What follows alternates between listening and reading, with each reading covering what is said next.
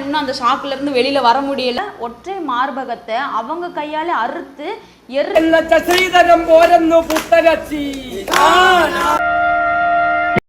Hello friends, welcome to our channel. நம்ம சேனலில் இது வரைக்கும் ஷார்ட்ஸ் மட்டும்தான் போட்டுட்டு இருந்தோம். நம்ம ஃபஸ்ட் டைம் லாங் வீடியோ போட போகிறோம் ஃப்ரெண்ட்ஸ். மறந்துடாமல் வாங்க பார்க்கலாம். சேனலுக்குள்ளே போகலாமா? இப்போ நம்ம எதை பற்றி பார்க்க போகிறோம்னா, கேரளாவில் நடக்கிற மிகப்பெரிய திருவிழாக்களில் ஒன்றான கொடுங்கலூர் பரணி, அதுதான் பகவதி அம்மன் கோயிலோட திருவிழாவை நம்ம பார்க்க போகிறோம். கொடுங்கலூர் பகவதி அம்மன் சொல்கிறது வேற யாரும் இல்லை ஃப்ரெண்ட்ஸ், நம்ம மதுரையை எரிச்சிட்டு கோவத்தோடு வந்த நம்ம கண்ணகி அம்மனை தான் இங்கே வச்சு வழிபட்டுட்டு இருக்காங்க. கண்ணகி கணவனை இழந்த துக்கத்தோடு அந்த மதுரையை எரிச்சிட்டு பயங்கர கோவத்தோடு ஆக்ரோஷமாக நடந்து வந்துட்டு இருந்திருக்காங்க. நடந்து வர்ற இடத்துல அந்த துக்கம், கஷ்டம், கவலை எல்லாத்தையும் தாங்க மாட்டாப்புல கோவம் எக்ஸ்ட்ரீம் லெவலுக்கு போயிருச்சு. அப்போ கண்ணகி அம்மன் என்ன செஞ்சுருக்காங்கன்னா, அவங்களோட ஒற்றை மார்பகத்தை அவங்க கையால் அறுத்து எரிஞ்சு குருதி ஒழுக ஒழுக இங்கே கொடுங்கலூரில் பத்திரகாளி அம்மனோட கோயிலில் நம்ம கண்ணகி அம்மனும் பத்திரகாளியோட பத்திரகாளியாக ஐக்கியமாயிட்டாங்க. நம்மளோட கண்ணகி அம்மன் பத்திரகாளி கூட ஐக்கியமானதை பரணி கோயில் திருவிழாவாக கொண்டாடப்படுறாங்க இங்கே கேரளாவில். ஒற்றை சிலம்போட காலில் சலங்கை கட்டி சிகப்பு பட்டுடுத்தி நம்ம கண்ணகி எவ்வளோ கோவத்தோடு வந்துச்சோ அதே கோவத்தோட ஆக்ரோஷத்தோட குருதி ஒழுக ஒழுக அவங்க இந்த கோயிலை வழிபட்டுக்கிட்டு போகிறாங்க. அவங்க எப்படிலாம் வழிபடுறாங்கன்றத நம்ம வீடியோவில் பார்க்கலாம் வாங்க. திருவிழா அன்னைக்கு நானும் எங்கள் வீட்டுக்காரும் அப்படியே கிளம்பிட்டோம். அப்போ எடுத்த ஒரு மினி விலாக் தான் இது. அப்போ நாங்கள் கிளம்பி போகிறப்பே செம்ம டிராஃபிக்கு, அதுக்குள்ளே புகுந்து போவே முடியல. நாலா பக்கமும் ஃபுல் டிராஃபிக்கு, ஃபுல்லாக பரணிக்காரங்க தான். இங்கே உள்ளே போகணுன்னு நினச்சாலே பயமாக இருக்குது. இது ஒரு வாசப்படி மட்டும்தான், இதே மாதிரி 3 வாசப்படி இருக்கான். இது ஃப்ரண்ட் சைடு எப்படி போக முடியாதுன்னு வீட்டுக்கார் சொல்லிட்டாரு. அதுக்கப்புறம் பேக்கில் கூடி தான் போனோம். அங்கே உள்ளே போனோன்னே இதே நம்ம ஃபஸ்ட்டு வீடியோவில் நம்ம பார்த்துருப்போம் ஷார்ட்ஸில். இதுதான் நம்ம கோழிக்கல் மூடல்னு சொல்லுவாங்க. அந்த கோழிக்கல் மூடலில் இந்த மாதிரி சிகப்பு துணி விரித்து வைக்கிறதுல தான் அவங்க குருதியோட பலி கொடுத்துட்டு இங்கே தான் அந்த வேண்டுதலை முடிச்சுக்கிடுவாங்க. இங்கே பார்த்தீங்க ஃப்ரெண்ட்ஸ், நீங்கள் என்ன வேணாலும் நினச்சிக்கோங்க. அங்கே போயிட்டு இது கொஞ்சம் சாம்பிள் தான், நான் நிறைய ஆட் பண்ண முடியலை. இந்த மாதிரி எவ்வளோ பேருன்றீங்க அருவாளை வச்சு அவங்களே கொத்திக்கிட்டு ரத்தம் வெளியில் வர்றப்போ எனக்கு ஒரு மாதிரி படபடன்னு வந்துருச்சு. வீட்டுக்கு 2 நாள் அதனால தான் வீடியோ போட முடியல, ஃபீவர் கிடந்தேன். நீங்களே பாருங்கள், அது எப்படி அந்த அருவாளை வச்சு அவங்களாலே கொத்திக்க முடியுதுன்னு தெரில. நிறைய பேர் காலுக்கெல்லாம் விழுந்து அருள்வாக்கெல்லாம் கேட்டுட்டு இருந்தாங்க. அப்படியே சின்ன சின்ன கிளிப்ஸ்லாம் எடுத்துக்கிட்டே இருந்தோம் நாங்கள் ஒரு சைடு.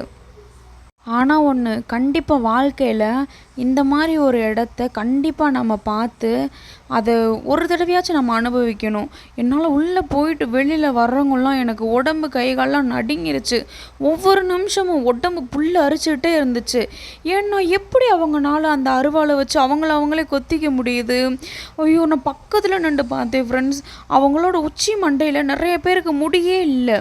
ஏன்னா அவங்க அருவாளை வச்சு அந்த இடத்துல திருப்பி வருஷம் ஃபுல்லாக அடிச்சுட்டே இருக்கிறனால, வருஷத்தில் ஒரு தடவை இந்த கோயிலுக்கு அடிச்சுட்டே இருக்கிறனால அந்த இடம் அப்படி ஆயிருக்கு போல. இந்த இடம் பார்த்தீங்கன்னா நம்மளோட வேண்டுதலுக்காக தேங்காய், காசு, கோழி, மஞ்சள் துணி, ஒரு துணியில் மஞ்சளை போட்டு குங்குமத்தை போட்டு கட்டி வச்சிடுறாங்க. அதை எனக்கு வேண்டுதல் நிறைவேறணுன்னே அங்கே போய் நான் தூக்கி அடிக்கிறது. இந்த சைடு பொம்பளையால் ஆம்பளையாலன்ற வித்தியாசமே இல்லை, எல்லாமே மேலே கொட்டிக்கிட்டு ஆட்டம் பாட்டம் டான்ஸு அந்த மாதிரி தான் போய்கிட்டு இருந்துச்சு ஃபுல்லாக கோயிலுக்குள்ளே. இங்கே என்ன பாட்டு பாடுறாங்கன்னு கேட்டிங்கன்னா நீங்களே கொஞ்சம் அதிர்ச்சிப்படுவீங்க. கண்டிப்பாக லாஸ்ட்டில் அந்த பாட்டை ஆட் பண்ணுறேன் பாருங்கள். இது நைட்டு வைப்பு தான், செம்மையாக போச்சு. அந்த சவுண்டுக்கும் அதுக்கு வைப்புக்கும் ஒவ்வொரு நிமிஷமும் புல்லரிச்சுக்கிட்டே இருந்துச்சு ஃப்ரெண்ட்ஸ். எத்தனை பேர்னே சொல்ல முடியாது, ஆயிரக்கணக்கில் லட்சக்கணக்கில் எவ்வளோனே சொல்ல முடியாது. அந்த கோயில் ஃபுல்லாக கூட்டம், அந்த தெரு ஃபுல்லாக கூட்டம். இது பத்தாதுன்னு இவங்க நம்ம கண்ட்ரிக்காரங்க கிடையாது, ஆனால் இந்த கோயிலை பற்றி தெரிஞ்சுக்கிட்டு இங்கே வீடியோ எடுக்க வந்த இடத்துல அவங்களுக்கு அருள் ஏறி அவங்களுக்கு கண்ட்ரோல் பண்ண முடியல. அத்தனை பேர் சேர்ந்து பிடிக்கிறாங்க, கண்ட்ரோல் பண்ணவே முடியல. ஒரு வழியாக தண்ணி இதெல்லாம் கொடுத்து அவங்கள ஓரமாக தூக்கிட்டு உட்கார வச்சுருந்தாங்க. அந்த கிளிப்லாம் கொஞ்சம் எடுத்துகிட்டு இருந்தோம். ஆனால் எனக்கு நம்மனை பற்றி இப்போ தாங்க கொஞ்சம் கொஞ்சமாக புரியுது. ஆனால் இவ்வளோ அவங்கள காயப்படுத்திக்கிறவங்கள இந்த தெய்வம் தானே காத்துக்கிட்டு இருக்கு. நான் சொன்னேன்ல நிறைய பேர் பழங்குடியினர் மக்களாக வருவாங்கன்னு. அதில் இந்த பாட்டியும் கொஞ்சம் வித்தியாசமாக இருந்தாங்க அவங்க கம்மல் எல்லாத்தையும் பார்க்குறப்ப. அப்போ அதை கொஞ்சம் வீடியோ எடுத்துக்கிட்டு அப்புறம் இன்னொரு சைடு வந்து பார்த்தோம்னா அவங்க டோட்டலாகவே இவங்க என்ன இதில் இருக்காங்கன்னே எனக்கு தெரியல. எங்கள் வீட்டுக்கார்ட்டையும் கேட்டேன் இது என்ன அவதாரம்னு. காளி அவதாரம்னு தான் சொன்னார். அப்போ அவங்கள்ட்டையும் காலுக்கு விழுந்து நம்ம ஆசீர்வாதம் வாங்கிட்டு வெளியில் வந்தால் இவங்களும் என்ன ஒரு காஸ்டியூம் போட்டிருக்காங்கன்னு தெரியல. ஆனால் காளி காஸ்டியூம் தான். ஆனால் எந்த நாட்டுக்காரங்க எந்த ஏரியாக்காரங்க அப்படின்றது தெரியல. எந்த நாட்டுக்காரங்கன்னா கேரளாவில் எந்த ஊருக்காரங்கன்னு அர்த்தம் ஃப்ரெண்ட்ஸ். நீங்கள் ஒன்றும் தப்பாக எடுத்துக்காதீங்க. இங்கே வந்து நிறைய மரங்கள் இருக்குது ஃப்ரெண்ட்ஸ். அந்த மரம் வந்து ஒவ்வொருத்தவங்களோட வம்சாவளியாம். அந்த மரத்துக்கு வருஷம் அவங்க வரி கட்டுறாங்களாம். அந்த வரி கட்டுறவங்க எல்லாமேவும் அந்த மரத்துக்கிட்ட பிடிச்சி உக்காந்துக்கிடுவாங்க. அது அவங்களோட ஏரியா. அப்போ அந்த காவு தீண்டுற வரைக்கும் அவங்க அங்கேயே தான் வெயிட் பண்ணிகிட்டு இருப்பாங்க. காவு தீண்டுறதுனா என்னான்னு நீங்கள் வீடியோ பார்க்க தெரிஞ்சுக்கிடுவீங்க. வெயிட் பண்ணுங்கள். இவங்க எல்லாருமே ஒரு விஷயத்துக்காக வெயிட் பண்ணிகிட்டு இருக்காங்க ஃப்ரெண்ட்ஸ். வானத்தவே பார்த்து. அது எதனால் வானத்தவே பார்த்து இருக்காங்கன்னா ஒரு பருந்து வருமா. அந்த பருந்து வந்து உத்தரவு கொடுத்தாதான் இவங்களோட வழிபாடு வந்து முழு நிவர்த்தி அடையும். பருந்து வந்து உத்தரவு கொடுக்குறந்தட்டிக்கும் அந்த கோயிலை சுற்றி குச்சியை வச்சு அடிச்சுக்கிட்டே இருப்பாங்க. பயங்கர சவுண்டு கொடுத்துக்கிட்டே இருப்பாங்க. சவுண்டு மட்டும் இல்லை ஃப்ரெண்ட்ஸ், எவ்வளோ அசிங்கமாக பேச முடியுமோ அவ்வளோ அசிங்கமாக ரொம்ப பச்சையாக பேசுவாங்க. ஏன்னா அந்த காளி வந்து அந்த உக்கிரத்தில் இருக்கிறப்ப இன்னும் அவங்க எல்லாமே நம்மளும் உக்கிரமாக தான் இருக்கணும், நம்ம கோவத்தில் தான் இருக்கணும் அப்படின்ற மாதிரி அவங்களோட வழிபாடு ரொம்ப வித்தியாசமாக இருக்கும்.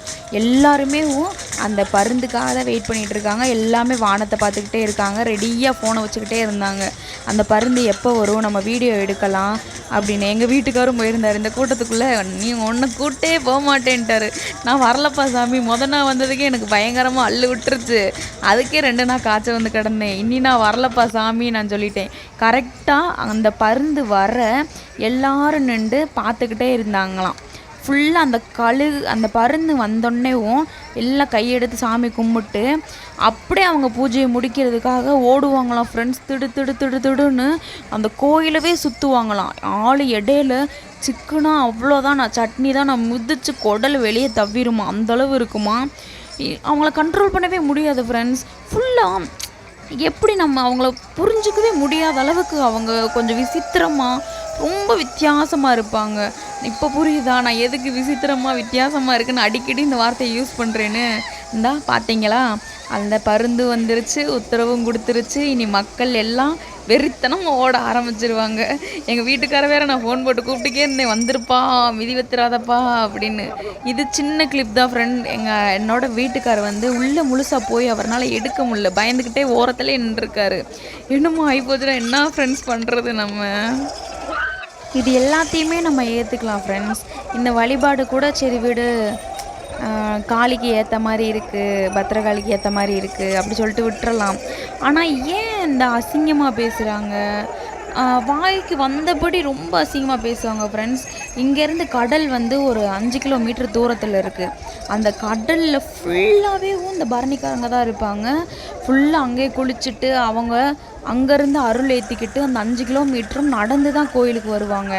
அதுவும் இங்கே கோயிலுக்கு வர்றந்தட்டிக்குமே கையில் நீங்கள் பார்த்தீங்கன்னா அந்த குச்சி மாதிரி இருக்கும் 2 குச்சி, அதை வச்சு தட்டிக்கிட்டு கொட்டு வேட்டு போட மாட்டாங்க, கொட்டு அடிச்சுக்கிட்டே அங்கேருந்து அசிங்கமான வார்த்தையிலையா பாட்டு பாடிக்கிட்டேவும் இந்த கோயிலுக்கு வருவாங்களாம். அதே மாதிரி எங்கள் வீட்டுக்காரர் சொல்லி கூப்பிட்டு போனார். யாரும் அசிங்கமாக பேசுனா என்னெல்லாம் சொல்லக்கூடாதுப்பா, நான் சொல்லிட்டேன், நீ கூட்டு போன்ற, அங்கே வந்ததுக்கப்புறம் உனக்கு தெரியும்டாரு. அதே மாதிரி ஏன்டா போகணுன்ற அளவுக்கு ஆகிப்போச்சு ஃப்ரெண்ட்ஸ். ஆனால் மற்றபடி நம்ம உள்ளே போகிறதுக்கு சாமி கும்பிட்றதுக்கு எல்லாத்துக்குமே நல்லாயிருக்கும். ஆனால் என்ன இப்போதைக்கு உள்ளே யாருமே போக முடியாது.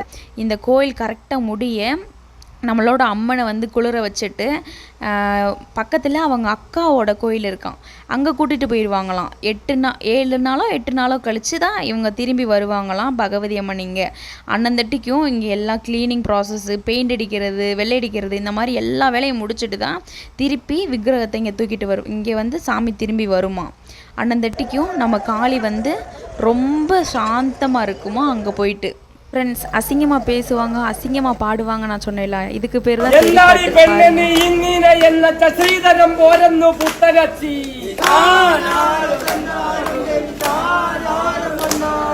വാരി കൊടുക്കുന്നു 10 പെട്ടിയിൽ കോരി നിറച്ചിട്ട ചാമപ്പുഞ്ച.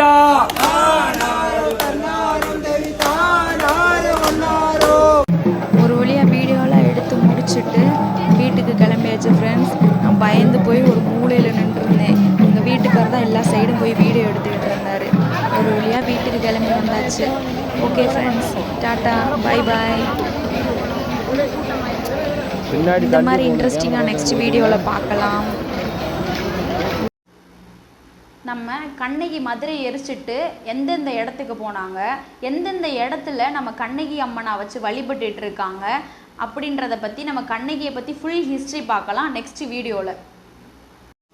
ஃப்ரெண்ட்ஸ், மறந்துடாமல் நம்ம சேனலை சப்ஸ்கிரைப் பண்ணி வச்சுக்கோங்க, ஆல் பட்டனையும் கிளிக் பண்ணி வச்சுக்கோங்க. அப்போ தான் அடுத்தடுத்து போடுற வீடியோ உங்களுக்கு வரும். லைக் பண்ணுங்கள், ஷேர் பண்ணுங்கள், கமெண்ட் பண்ணுங்கள். நீங்கள் பண்ணுற சப்போர்ட்டில் தான் அடுத்தடுத்த வீடியோ போடுறதுக்கான மோட்டிவேஷனாக நாங்கள் எடுத்துக்கிடுவோம். ஓகே ஃப்ரெண்ட்ஸ், டாட்டா, பாய் பாய். நெக்ஸ்ட் வீடியோவில் பார்க்கலாம்.